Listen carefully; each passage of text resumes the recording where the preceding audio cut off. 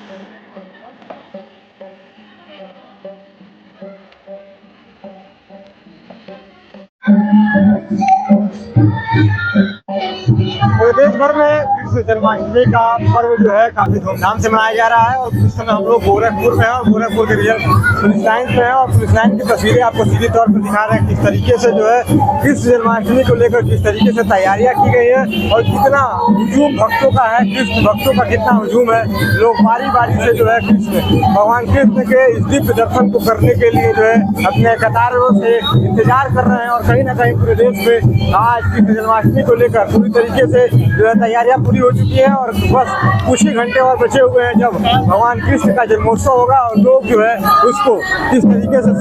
Celebrate करेंगे वो जो है कुछ घंटों के बाद ही देखने को मिलेगा। लेकिन उससे पहले की तैयारियां आपको दिखा रहे हैं किस तरीके से रिजर्व पुलिस लाइन की तस्वीर गोरखपुर की आपको दिखा रहा है। पूरी जो है धीरे धीरे जो है भक्तों की कतारें बढ़ रही हैं। लोग जो है अब इसमें जो कृष्ण भक्त हैं वो धीरे धीरे आ रहे हैं, दर्शन कर रहे हैं और बस कुछ ही घंटों बाद जो है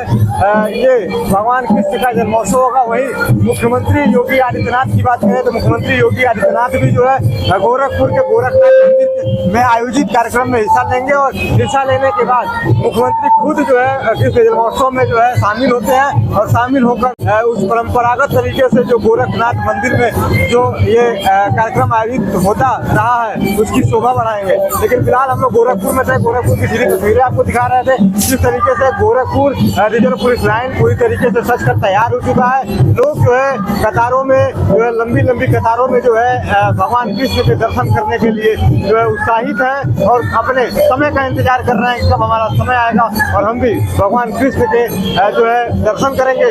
उसके बाद जो है रात के 12 बजे जो है कृष्ण जन्मोत्सव होगा और पूरा देश जो है कृष्ण जन्मोत्सव की खुशी मनाएगा। फिलहाल पूरी तस्वीरें आप गोरखपुर की पुलिस लाइन की देख रहे थे।